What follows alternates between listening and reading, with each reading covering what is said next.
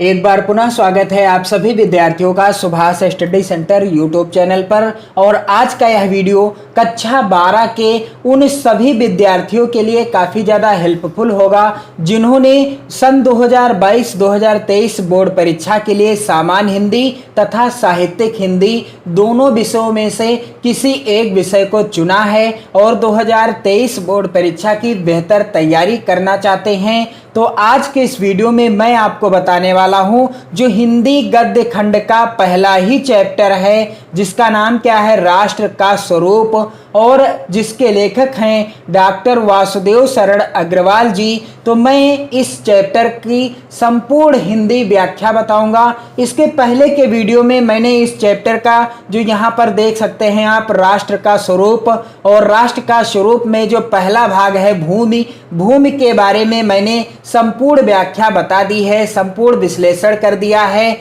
आज के इस वीडियो में मैं आपको बताऊंगा जो राष्ट्र का स्वरूप यानी राष्ट्र के निर्माण के लिए जो अगला अंग महत्वपूर्ण होता है डॉक्टर वासुदेव शरण अग्रवाल के अनुसार वह अंग क्या होता है, जन। तो जन के बारे में विश्लेषण करूंगा। डॉक्टर वासुदेव शरण अग्रवाल जी लिखते हैं कि मातृभूमि पर निवास करने वाले मनुष्य राष्ट्र का दूसरा अंग हैं। मातृभूमि पर अर्थात पृथ्वी पर निवास करने वाले मनुष्य राष्ट्र का दूसरा अंग हैं। पृथ्वी हो और मनुष्य ना हो तो राष्ट्र की कल्पना असंभव है। मान लीजिए यदि हमारी पृथ्वी हो और हम ही लोग ना हो, मनुष्य ही ना हो, तो राष्ट्र की कल्पना क्या है, असंभव है। राष्ट्र की कल्पना करना ही असंभव है। पृथ्वी और जन दोनों के सम्मिलन से ही राष्ट्र का स्वरूप संपादित होता है। जन के कारण ही पृथ्वी मातृभूमि की संज्ञा प्राप्त करती है। पृथ्वी माता है और जन सच्चे अर्थों में पृथ्वी का पुत्र है। पृथ्वी क्या है, हमारी माता है, और जन अर्थात यहाँ पर पृथ्वी पर निवास करने वाले लोग ये क्या हैं, ये सभी मातृभूमि के पुत्र हैं। माता भूमि पुत्रो अहम पृथिव्यः, भूमि माता है, मैं उसका पुत्र हूँ। जन के हृदय में इस सूत्र का अनुभव ही राष्ट्रीयता की कुंजी है। यदि जिस भी व्यक्ति के या लोगों के हृदय में यह सूत्र उपज जाए अर्थात यह भावना हो जाए कि भूमि हमारी माता है और मैं उसका पुत्र हूँ, तो क्या होगा कि इसी भावना से राष्ट्र निर्माण के अंकुर उत्पन्न होते हैं। जब हमारे अंदर अपने राष्ट्र के प्रति, अपनी मातृभूमि के प्रति लगाव होगा तो हम राष्ट्र का निर्माण अच्छे ढंग से कर सकते हैं। यह भाव जब सशक्त रूप में जागता है तब राष्ट्र निर्माण के स्वर वायुमंडल में भरने लगते हैं और इस भाव के द्वारा ही मनुष्य पृथ्वी के साथ अपने सच्चे संबंध को प्राप्त करते हैं। जहाँ यह भाव नहीं है वहाँ जन और भूमि का संबंध अचेतन और जड़ बना रहता है। जहाँ पर यह भावना नहीं है कि भूमि हमारी माता है और मैं उसका पुत्र हूँ, जहाँ के लोग ऐसे सोचते हैं कि भूमि हमारी माता है, मैं उसका पुत्र हूँ, तो वहाँ तो राष्ट्रीयता की भावना उत्पन्न हो जाती है। लेकिन जहाँ के लोग ऐसा नहीं सोचते कि भूमि हमारी माता है और मैं उसका पुत्र हूँ, तो वहाँ क्या होता है, वहाँ पर राष्ट्रीयता की भावना उत्पन्न नहीं हो सकती। अर्थात वहाँ पर जन और भूमि का संबंध जो होता है वह अचेतन और जड़ बना रहता है। जिस समय भी जन का हृदय भूमि के साथ माता और पुत्र के संबंध को पहचानता है, उसी क्षण आनंद और श्रद्धा से भरा हुआ उसका प्रणाम भाव मातृभूमि के लिए इस प्रकार प्रकट होता है। क्या भाव प्रकट होता है, जब जन अर्थात लोग यह पहचान जाते हैं, यह अपने हृदय में भावना उत्पन्न कर लेते हैं कि मैं अपनी मातृभूमि का पुत्र हूँ और मेरी मातृभूमि मेरी माता है, तो उसी क्षण उसके हृदय में यह भावना भी उत्पन्न हो जाती है, नमो मात्रे पृथिव्यः, नमो मात्रे पृथिव्यः, माता पृथ्वी को प्रणाम है, माता पृथ्वी को प्रणाम है। तो यह प्रणाम भाव ही भूमि और जन का दृढ़ बंधन है और इसी दृढ़ भित्ति पर राष्ट्र का भवन तैयार किया जाता है।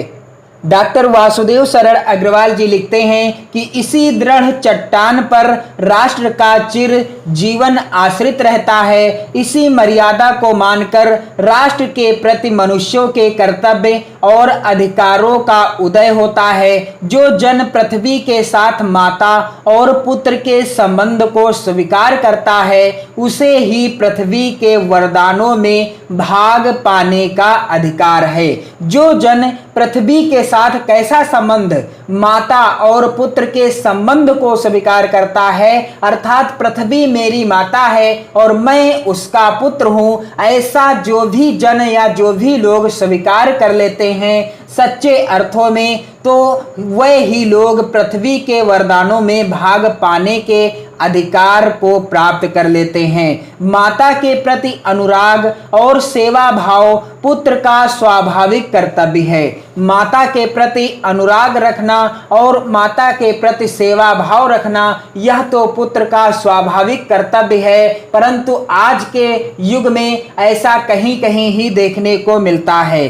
वह एक निष्कारण धर्म है। स्वार्थ के लिए पुत्र का माता के प्रति प्रेम पुत्र के अंधा पतन को सूचित करता है। जिस भी पुत्र ने स्वार्थ के लिए अपनी माता से प्रेम किया है, समझ लीजिए कि उस पुत्र का पतन होना प्रारंभ हो चुका है।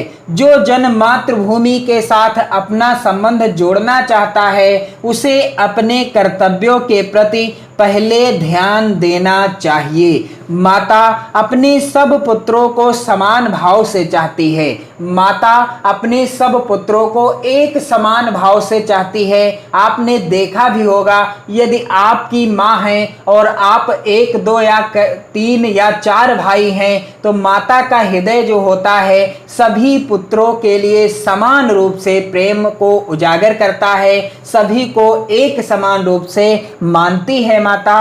इसी प्रकार पृथ्वी पर बसने वाले जन बराबर हैं। इसी प्रकार पृथ्वी पर भी बसने वाले जितने भी लोग हैं, जन हैं, सभी बराबर हैं। उनमें ऊंच और नीच का भाव नहीं है। जो मातृभूमि के उदय के साथ जुड़ा हुआ है वह समान अधिकार का भागी है और पृथ्वी पर निवास करने वाले जनों का विस्तार अनंत है। नगर और जनपद, पुर और गांव, जंगल और पर्वत नाना प्रकार के जनों से भरे हुए हैं।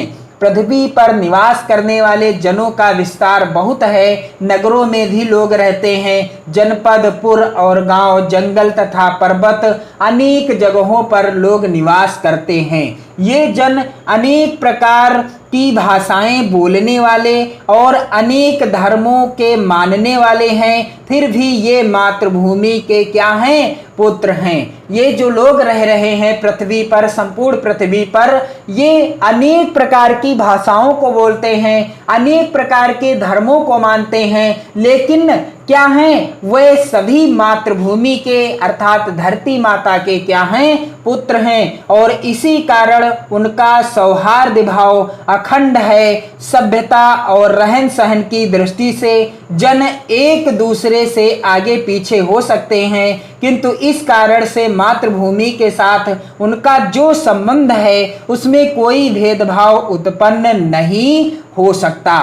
पृथ्वी के विशाल प्रांगण में सब जातियों के लिए समान क्षेत्र हैं। समन्वय के मार्ग से भरपूर प्रगति और उन्नति करने का सबको एक जैसा अधिकार है। किसी जन को पीछे छोड़कर राष्ट्र आगे नहीं बढ़ सकता। अतएव राष्ट्र के प्रत्येक अंग की सुध हमें लेनी होगी। आगे वासुदेव शरण अग्रवाल जी लिखते हैं कि राष्ट्र के शरीर के एक भाग में यदि अंधकार और निर्बलता का निवास है, तो दूसरे समग्र राष्ट्र का स्वास्थ्य उतने अंश में असमर्थ रहेगा। इस प्रकार समग्र राष्ट्र को जागरण और प्रगति की एक जैसी उदार भावना से संचालित होना चाहिए। आगे वासुदेव शरण अग्रवाल जी लिखते हैं कि जन का प्रवाह अनंत होता है। सहस्त्रों वर्षों से भूमि के साथ राष्ट्रीय जन ने तादात्म्य प्राप्त किया है। जब तक सूर्य की रश्मियां नित्य प्रातःकाल भुवन को अमृत से भर देती हैं, तब तक राष्ट्रीय जन का जीवन भी अमर है। इतिहास के अनेक उतार चढ़ाव पार करने के बाद भी राष्ट्र निवासी जन नई उठती लहरों से आगे बढ़ने के लिए अजर अमर हैं। जन का संततवाही जीवन नदी के प्रवाह की तरह है, जिसमें कर्म और श्रम के द्वारा उत्थान के अनेक घाटों का निर्माण करना होता है। और राष्ट्र के निर्माण में अगली जो महत्वपूर्ण भूमिका है वह किसकी है? संस्कृति की है। तो मैं आपको संस्कृति के बारे में भी इसी वीडियो में बताऊंगा और आप इसके पहले के वीडियो को जरूर देख लें, ताकि आपका यह पहला चैप्टर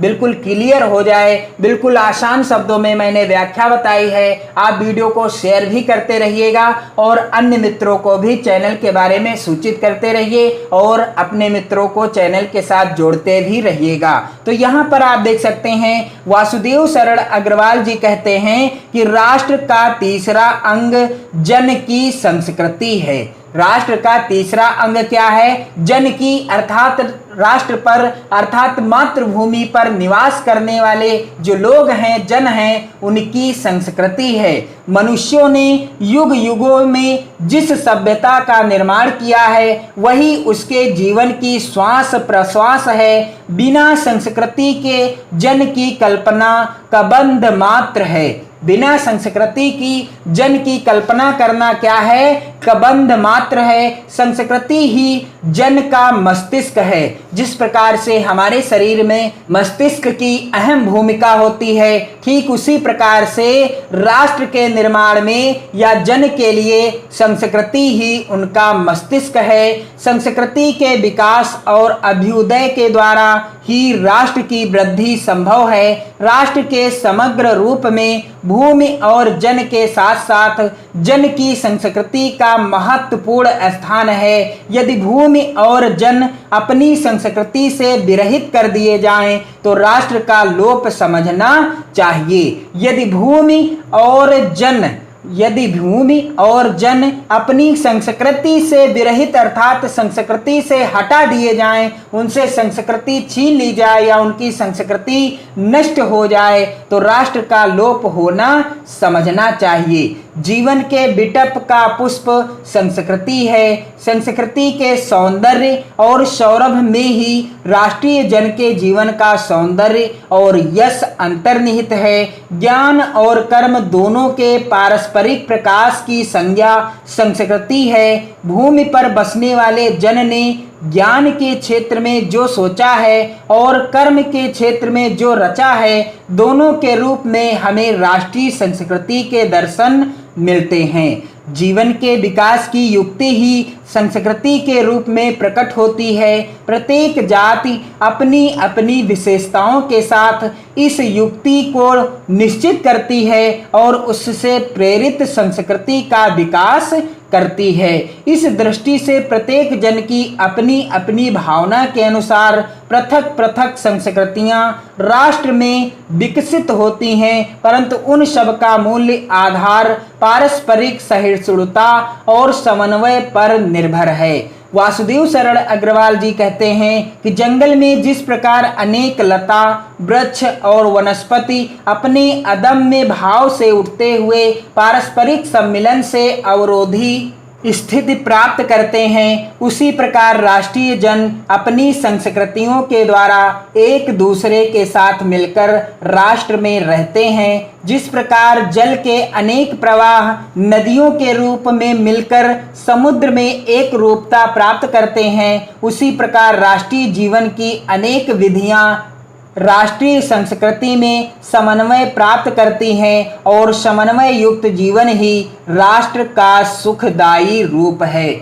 समन्वय युक्त जीवन ही राष्ट्र का क्या है? सुखदायी रूप है। साहित्य, कला, नृत्य, गीत, आमोद प्रमोद अनेक रूपों में राष्ट्रीय जन अपने अपने मानसिक भावों को प्रकट करते हैं। साहित्य, कला, नृत्य, गीत, आमोद प्रमोद और अनेक रूपों में राष्ट्रीय जन जो होते हैं अपने अपने मानसिक भावों को क्या करते हैं? प्रकट करते रहते हैं। आत्मा का जो विश्वव्यापी आनंद भाव है वह इन विविध रूपों में साकार होता है। यद्यपि बाह्य रूप की दृष्टि से संस्कृति के ये बाहरी लक्षण अनेक दिखाई पड़ते हैं, किंतु आंतरिक आनंद की दृष्टि से उनमें एक सूत्रता है। जो व्यक्ति सहृदय है वह प्रत्येक संस्कृति के आनंद पक्ष को स्वीकार करता है और उससे आनंदित होता है। जो व्यक्ति सहृदय है वह प्रत्येक संस्कृति के आनंद पक्ष को स्वीकार कर लेता है और उससे आनंदित भी होता रहता है। इस प्रकार की उदार भावना ही विविध जनों से बने हुए राष्ट्र के लिए स्वस्थकर है। इस प्रकार की उदार भावना युक्त विविध जनों से बने हुए राष्ट्र के लिए स्वस्थकर है। डॉक्टर वासुदेव शरण अग्रवाल जी आगे लिखते हैं कि गांवों और जंगलों में स्वच्छंद जन्म लेने वाले लोक गीतों में, तारों के नीचे विकसित लोक कथाओं में संस्कृति का अमित भंडार भरा हुआ है, जहां से आनंद की भरपूर मात्रा प्राप्त हो सकती है। गांवों और जंगलों में स्वच्छंद जन्म लेने वाले लोक गीतों में और तारों के नीचे विकसित लोक कथाओं में संस्कृति का अमित भंडार भरा हुआ है, जहां से आनंद की भरपूर मात्रा प्राप्त हो सकती है। राष्ट्रीय संस्कृति के परिचय काल में उन सबका स्वागत करने की आवश्यकता है। पूर्वजों ने चरित्र और धर्म विज्ञान, साहित्य, कला और संस्कृति के क्षेत्र में जो कुछ भी पराक्रम किया है, उस सारे विस्तार को हम गौरव के साथ धारण करते हैं। हमारे पूर्वजों ने चरित्र और धर्म विज्ञान, साहित्य, कला और संस्कृति के क्षेत्र में जो कुछ भी पराक्रम किया है, उस सारे विस्तार को हम गौरव के साथ धारण करते हैं और उसके तेज को अपने भावी जीवन में साक्षात देखना चाहते हैं। और यही राष्ट्र संवर्धन का स्वाभाविक प्रकार है, जहां अतीत वर्तमान के लिए भार रूप नहीं है, जहां भूत वर्तमान को जकड़ नहीं रखना चाहता, वरन अपने वरदान से पुष्टि करके उसे आगे बढ़ाना चाहता है, और उस राष्ट्र का हम स्वागत करते हैं। वासुदेव शरण अग्रवाल जी कहते हैं कि जहां अतीत वर्तमान के लिए भार रूप नहीं है, जहां भूत वर्तमान को जकड़ में नहीं रखना चाहता है और अपने वरदान से पुष्टि करके उसे आगे बढ़ाना चाहता है, हम उस राष्ट्र का दिल से स्वागत करते हैं। ऐसा डॉक्टर वासुदेव शरण अग्रवाल जी इस दिए गए चैप्टर के अनुसार हम सभी को समझाते हैं, हम सभी को ज्ञान देते हैं, और यह चैप्टर मोस्ट इम्पॉर्टेंट है 2023 बोर्ड परीक्षा के लिए। इस चैप्टर के जो गद्यांश आधारित प्रश्न होंगे, मैं आपको क्रमवार से वीडियो उपलब्ध कराता रहूँगा। आप वीडियो को ज़्यादा से ज़्यादा शेयर करें और अपने सभी मित्रों को चैनल के साथ जोड़ें। 2023 बोर्ड परीक्षा के लिए बेहतर तैयारी करें। चैनल के साथ जुड़कर जय हिंद।